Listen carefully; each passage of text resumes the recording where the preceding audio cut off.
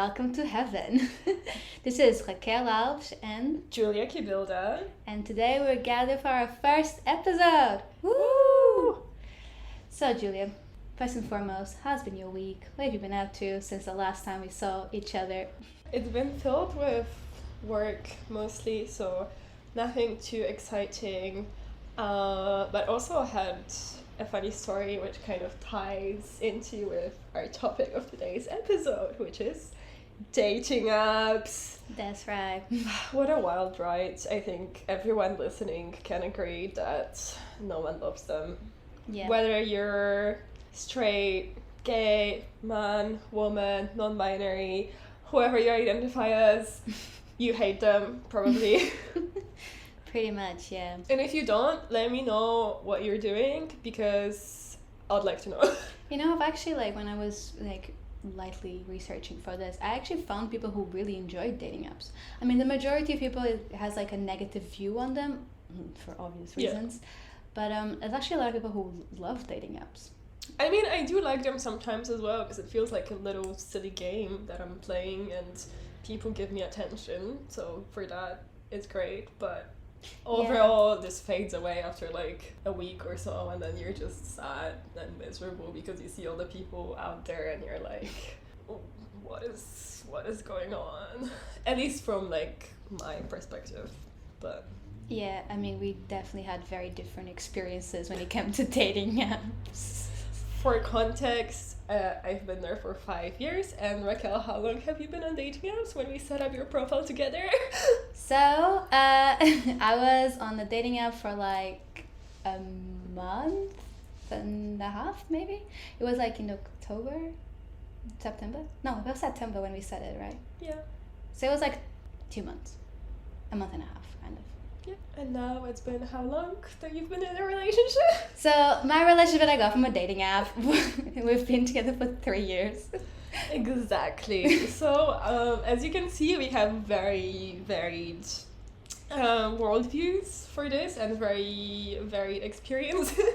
Yeah, my experience was definitely good. However, I would never impose that on anyone, in a sense of I know I was very lucky. Yeah. And I think there's a lot of luck around it. I don't think I had an exceptional profile, or I had very good chat with the person, with my current boyfriend. Not at all. I think I was just very lucky. I think I just generally found someone who was not shit or a dick. Rare. Very rare, I would say, and actually was interested in having a conversation.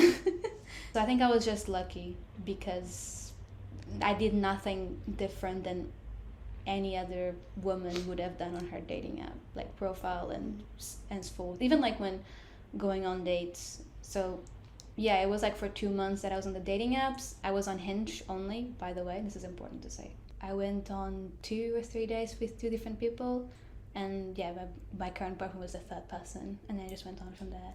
But he's a good person. That's why it worked out. So yeah. I think that's why I was so lucky. Yeah, I feel it's a combination of a lot of things. I was talking to someone the other day, and we were saying that it's a very very circumstantial thing right now, because need to... We forgot to say with wine are you drinking? That's true. What wine are we drinking today? I don't know, you have the bottle. It's a Portuguese wine. Red wine called Douro. No, that's where it's from. It's called it's called Altano, and it's from Douro, Portugal, 2021. It has a cool label. I like it. This is how I judge my wines, which Raquel is always very disappointed by. But it has a cool label with wild cat on it. I think they're all animal species from the region. That's cool. At least that's what it says in the back. That's cool. See, I actually inspect the wines I choose, and then we have Julia, who's it has cute drawings in the front. Or it's orange. Or it's orange wine, therefore, because she's not like the other girls, obviously. Okay, moving on. As I was saying, we were saying that dating is a very dating on dating apps and meeting people, it's a very circumstantial thing. So it depends a lot on when you match with someone and whether you keep up the momentum of the very initial stages of the relationship, even the talking, texting stage, sexting. I should say sexting. Talking, texting stage on the app and then getting off the app. How quick are your replies? Whether you're like keeping the conversation up. It doesn't even have to be like extremely engaging, but it's whether like you're keeping yourself like focused on that person and whether you're committed to like replying to them and taking it off the app quite quickly. Because I feel like at least like I've had a few instances when I would talk to someone and then, you know, we couldn't meet for like a week or two because obviously like life's happening and we're working or someone's going away, and then it just dies and people just ghost you because they move on to someone else, or, you know, they decide they're not interested anymore. So it's like a very chance thing, I would say, because the people that I've started dating, it was never like I was extremely interested in them in that initial stage of like matching with them, etc. I was just like, yeah, this person is like interesting enough for me to go out with them, and I like talking to them enough to like see them in person, and then it would just kind of happen in a way. Yeah, you're at the same time fighting for attention. Yeah. But then on the other side, you also have to commit to like talking with someone, and it's not like a big commitment, but like a commitment in a level of just, you know, making an effort to reply back. Simple as that. Yeah, and I feel exactly. A lot of people, in this case, I don't think it's just a man problem, just don't make that effort. No, I'm guilty of that too, you know. Sometimes you're sitting alone at home in the evening and you're kind of having like your free time, you're matching with people left and right, and then the next day comes and you're busy and you kind of just, can I be bothered to like reply to this person, or whatever they text you is not engaging enough. It's like, how are you? And then you're like, what am I even supposed to say to that? And you just let it be. True. But speaking of attention, I think that leans quite nicely to my experience that I mentioned at the start, which is I recently matched with someone whose profile was a very silly profile of a left croc. So it was someone in a gigantic croc costume saying that like 3D. Like 3D, playing a saxophone, saying that he's looking for Mrs. Right, and then all of his other photos were just like pictures of like the guy in Love Actually when he's like displaying the cards. Yeah. And of like he was looking for like his right croc. It was like Mrs. Right, and I was like, this is so funny. So I matched with him. I mean, I liked him, and I was like, I don't know who you are, but this is great. I am loving this. Kind of, you know, not expecting anything, but I was just like, this is very funny, and I would be interested to know, like, who this person actually is. And we actually ended up matching, and for context, like, I did some research on dating apps because I wrote my dissertation on them, so one of my prompts on Hinge kind of relates to that. And so he replied and was like, oh, maybe I can be, you know, like a postscript in your research. And then, you know, I replied and it kind of like went on, and I was really interested what kind of response did his profile receive, because he didn't have any clear pictures of himself whatsoever. I mean, the video was like him in a croc costume, but it was like you could barely see his face or who he is. So it was very like personality, humor focused profile. You don't even know if it's made for jokes or whether this person is actually looking for anything. And he had said it like his preferences for women, or I think so, yes. I think a lot of the profile was silly, but the actual information like age, height, location, and then like looking for women and their relationship was real info. But anyway, like the profile was clearly attention grabbing just because it was so different. And then I actually ended up chatting to this guy, and he gave me his Instagram, and he said that, like, you know, he would love to talk to me about his little experiment, and he did. And we did meet in person 2 days ago, actually, and it was very sweet and friendly, and he turned out to be a very sweet guy. And we actually had a very insightful conversation about dating apps and how it is, and he told me that the response he received on his profile was incredibly high. It was way higher than he would ever receive normally with his own pictures, even though, like, his personality clearly shines through the profile. So, you know, it could have been almost the same as like regular prom and his regular profile, but because it didn't have any of his pictures and it was just like something silly, it was just detached from like the superficial aspect of it. So it was clearly personality focused, and it was really interesting. And he said that like he matched with a lot of people who wouldn't normally, you know, like him or swipe on him, and he did go on a few dates out of it. That's like a much more organic because you're not so focused on all the superficiality of the pictures or even from the prompts and stuff, because obviously you always try to look the coolest possible through your prompts, even on the written parts. So I feel like that's a good thing, because in a way I feel like he thought much more like a woman than as a man. That is very true, yeah. And actually he turned out to be like a very sweet guy, and we had a really nice conversation, and it turned out that we had like a lot in common. So it really did work, because he kind of did appeal to a good demographic that he was also interested in a way, Yeah. for his profile. But I just thought it was very interesting how it kind of shows you that we do look for the real, in a sense, and many more people just find it way more interesting. But you also need to like do something so ridiculous to actually start grabbing people's attention, because what he said, and it was actually quite sad, you know, I could never go back to being myself on a dating app, like actually me with my pictures, Mm-hmm. because it would never feel the same, like the response would never be And also the might same. be a bit tiring, because everyone's going to speak about the same thing. That's obviously the fact that he's a croc, and then that's like his conversation starter for every single match he might get. No. Yeah, I guess so, but like what he said was kind of the other way around, that like he could never like have like a normal profile, because this one was like so much more diverse. In a sense, it received such a more diverse response than his regular Hinge profile that he used to have, like with his own pictures. So I just thought it was like very, very funny, but also sad at the same time, that in a sense you have to create something so outrageous and ridiculous to grab people's attention, just because there's so many regular people who are, you know, beautiful and great and have funny prompts, and we still just pass through them just because, you know, it's another face in the stack of profiles. Exactly. It's just so many options, actually, that it ends up being very redundant. Like whoever chooses is like, it's just one more. You know, the other day I was in the tube and there was a lady next to me, and she was on Tinder. She was Brazilian, which is important to this, because she was speaking in Brazilian, thinking that no one understands, but I speak Portuguese, so I totally understand what she was talking about, and it was very funny. I think she had some kind of premium version of Tinder, because Yeah, you get like the more upgraded ones. yeah, so I'm not really sure, but like on Tinder you can't really, you have one profile appears to you and you can't see the other ones, right? You have to, even when you have to swipe. And what about like when you have like you go check your matches, can you like see the whole amount of matches? Yeah, you see everyone. That's how Tinder works. I mean, like, they get updates so often. Like, I re-downloaded Tinder after like 3 years recently, and it was like Completely different. this is like insane. Like, I have no idea what is So going now on. imagine this woman, which I'm not gonna be commenting on her appearance, but I would say she was like a regular good-looking woman. So like average but still good-looking.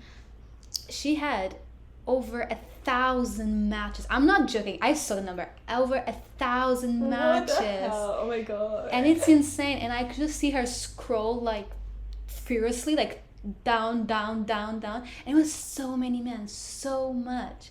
How can you, even if you have good intentions, it's impossible for you to pay attention to every single one. It's just so much. It's too much. Choice. Like, and it was very funny because she was like saying in Portuguese, oh, everyone is ugly nowadays, and she just keeps on scrolling like and it's like thousands of like I'm not joking, like thousands of like men faces, and then she would click on the woman one, and I was like, girl, you should just switch your preferences honestly at this point. But I think it comes like to another topic on the fact that there's way more men. This is obviously talking about the heterosexual dating app scene.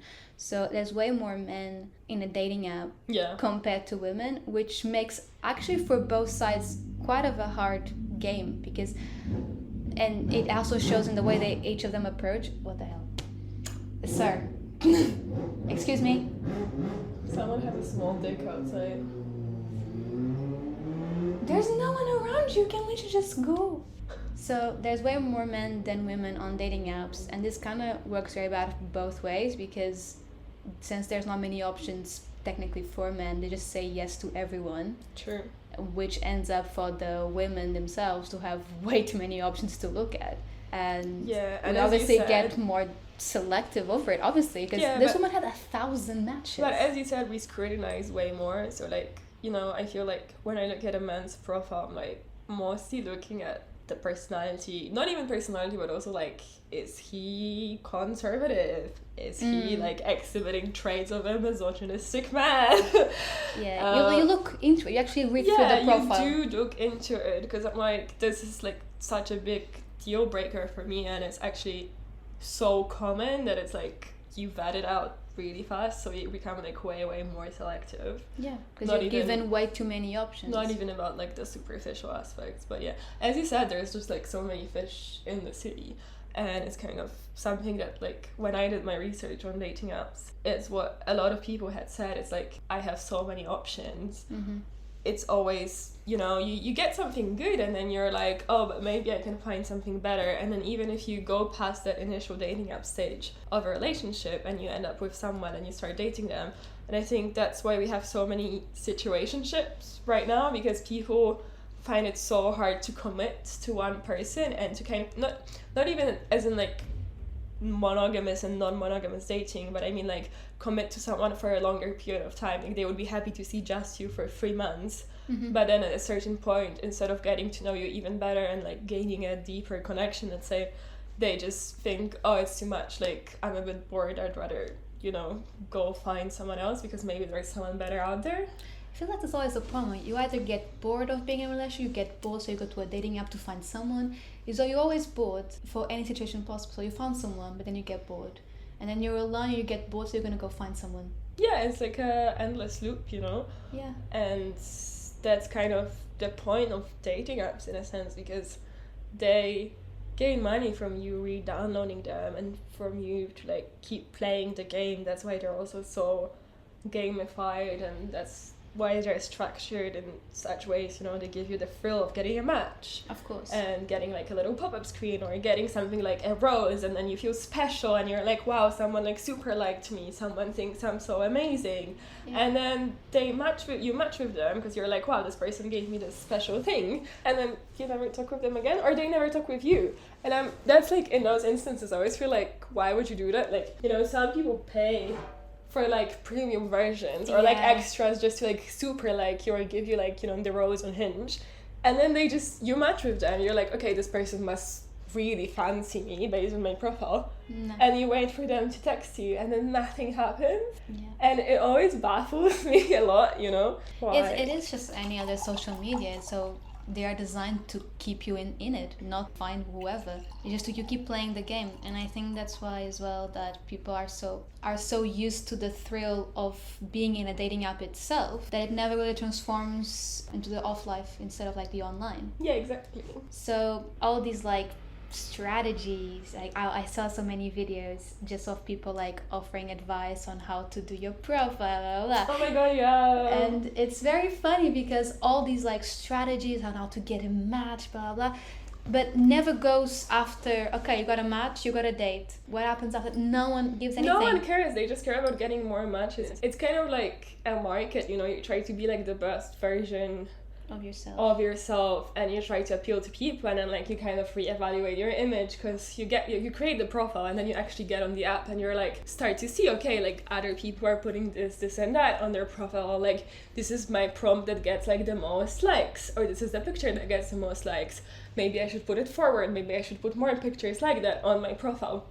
And it's very interesting how like we reevaluate our self-worth in the process and kind of try to become someone who we're really not. We're just trying to become someone who's appealing to others. And I think that's also because we actually live in one of the loneliest generations.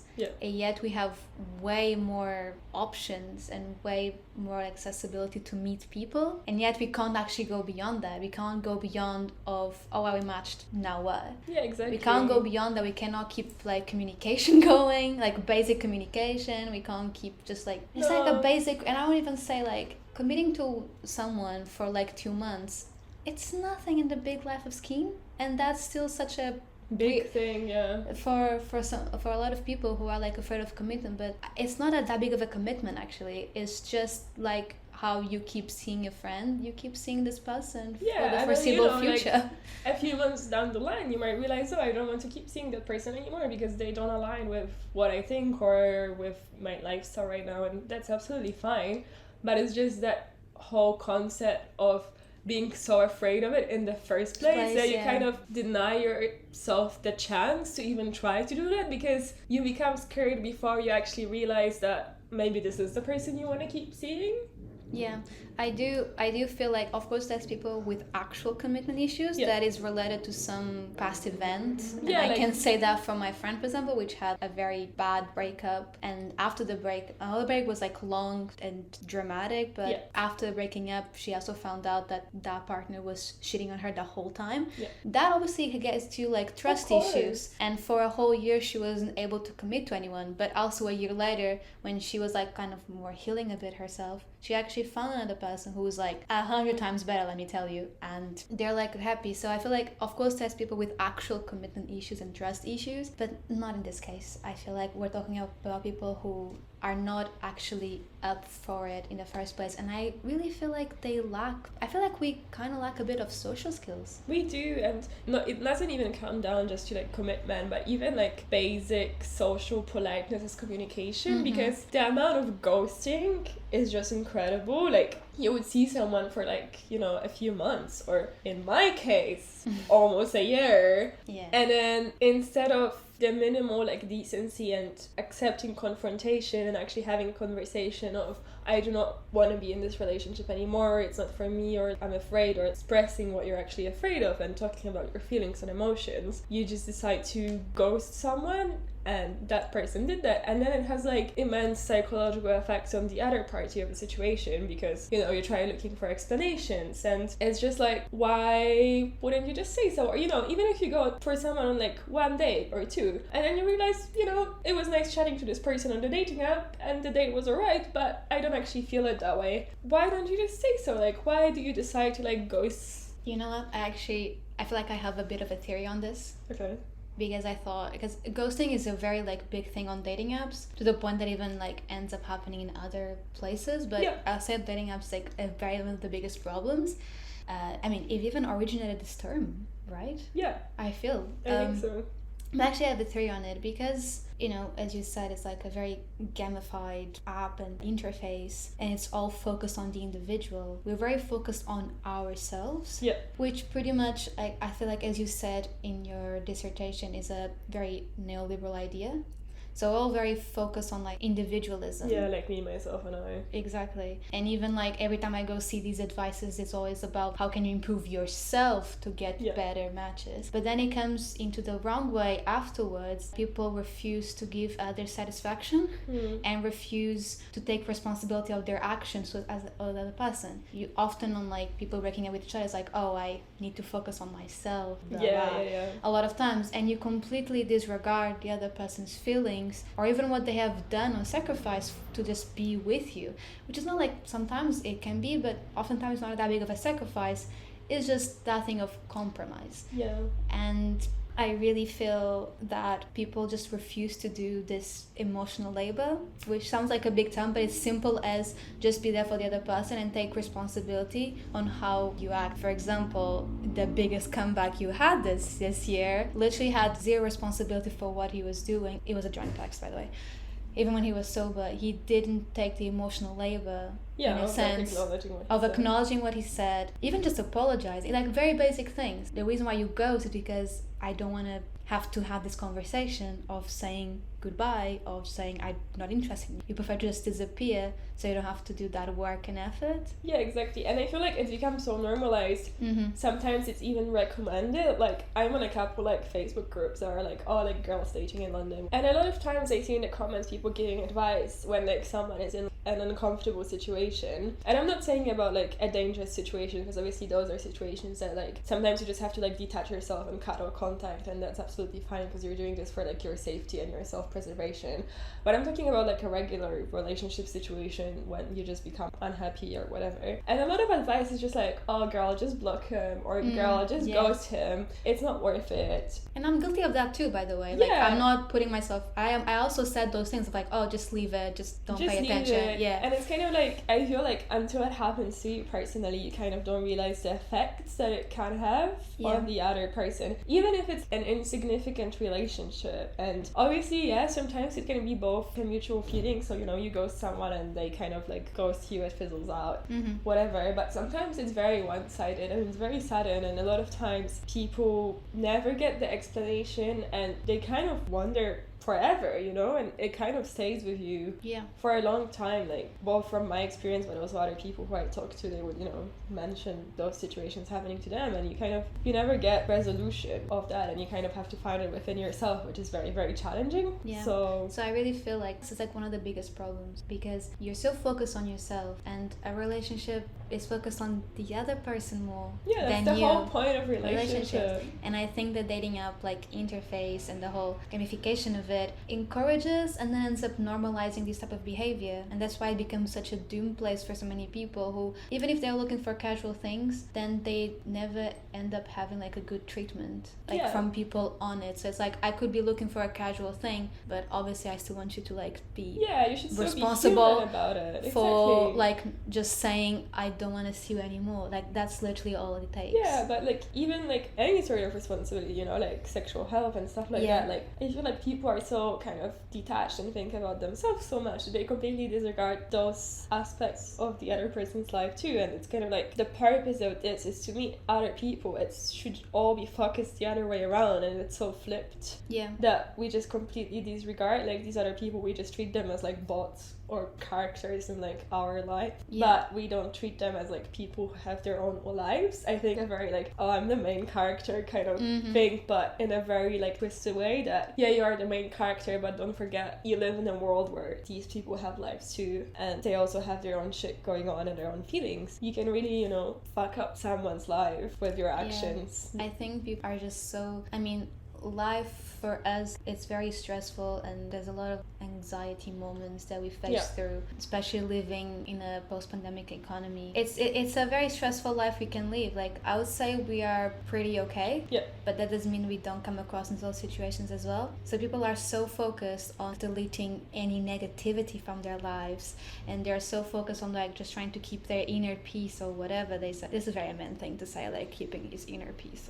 To the point that they became like, they have no empathy, and they just don't take the effort. The huge problem with dating apps and how people date on dating apps is that they don't put an effort for the other person. They never think of the other, they think of themselves. How many matches I get, how many dates I go, how many girls can I screw. Or like, I am busy this week, so I'm not gonna make an effort, I'm just gonna like not reply to you. And it's just like, and after a week or two I'll just find someone else because this one is gone. And it's like, if you were actually consciously interested in dating, you would probably make the effort if you were truly interested in someone. Like, say you met someone in real life and you went to the effort to try to have a conversation with them in real life, and then, you know, you kind of have to meet with them at some point. It's already like more effort than just talking to someone on a dating app. It makes everything so far away in a sense that you become very detached. I also think that a lot of people, I think it's I don't know if it's a hot take, but it's a bit of an unpopular hot take. We have an unpopular opinion maybe, but wait, I forgot. It's my singing that threw you off. What the fuck? I was really getting prepared for it. Well, guys, I guess we'll never find out what the hot take is. Maybe in the next episode when Raquel actually remembers. It was too controversial that my brain shut it off. Your brain was like, girl, don't out yourself like that. Let's not get cancelled in like the first episode. Wait, it's coming back to me. No, it's lost again.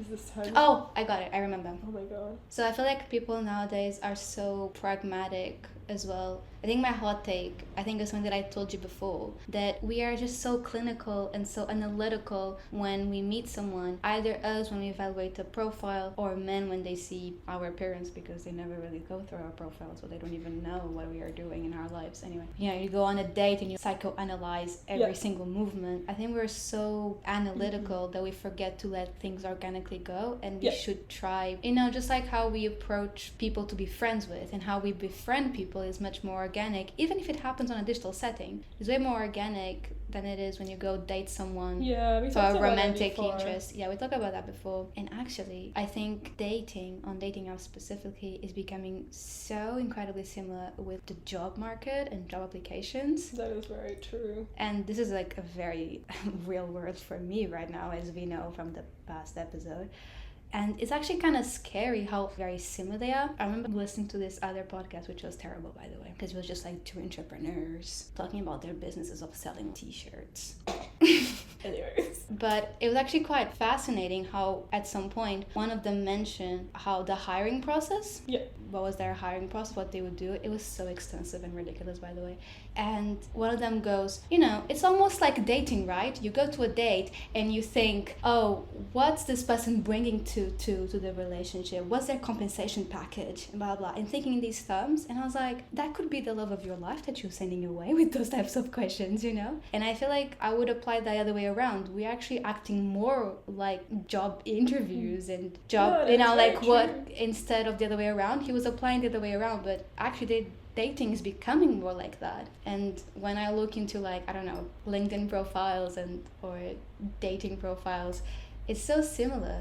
Usually you ask, what do you do for a living? What have you been doing? You know, we know like their our background. What are your passions? What do you like, cats or dogs? And then someone's like, oh, I like dogs and I'm a cat person. And you're like, oh no, this will never work. Yeah. And then even myself, like I catch myself assessing people that way. And sometimes I'm like, oh, this person said this on their profile. Like I would never do that. And I'm like, if I met this person in real life and I found them extremely attractive and I would be interested enough to strike up a conversation with them, I wouldn't care. If I felt attraction to them, like it's something you can obviously talk about and like work out later on. Like I'm not talking about fundamental issues like political or religious beliefs. There are things that are now becoming deal breakers that are so tiny and insignificant, like someone has blue eyes or someone, I don't know, works in the arts field instead of finance, you know, things like that. And it's just like, why would you like discredit people based on like such insignificant things? Even the fact that some of the prompts are like, oh, my personal hell is like pineapple on pizza, and people are like, I love pineapple on pizza, so this could never work. How often do you eat pizza? Like, can't you just order two when you go on a date? It's things like that, as it always happens anyway. It's like silly little things that you kind of hang up just because we're actually not ready to date anyone. So we cherry pick so much because we know deep down that we're not ready to commit to anything anyways. Yeah.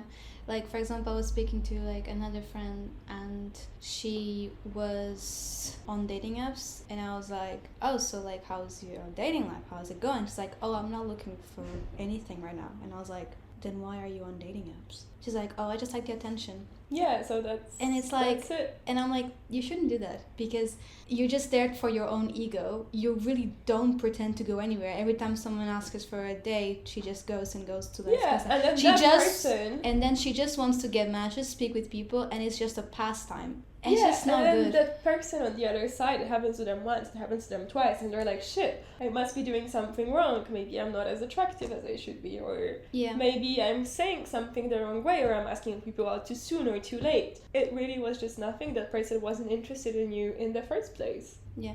I also feel kind of a bit of another note, but I think dating apps, Facebook can be very positive for queer people because even though we live in a place that is more acceptance over non-heterosexual relationships, it still might be hard or even dangerous to approach someone in a bar and you might just go in the wrong way. I mean, that's why, you know, gay bars came about, but even those are being like polluted by... No, that's very true, like... cis men.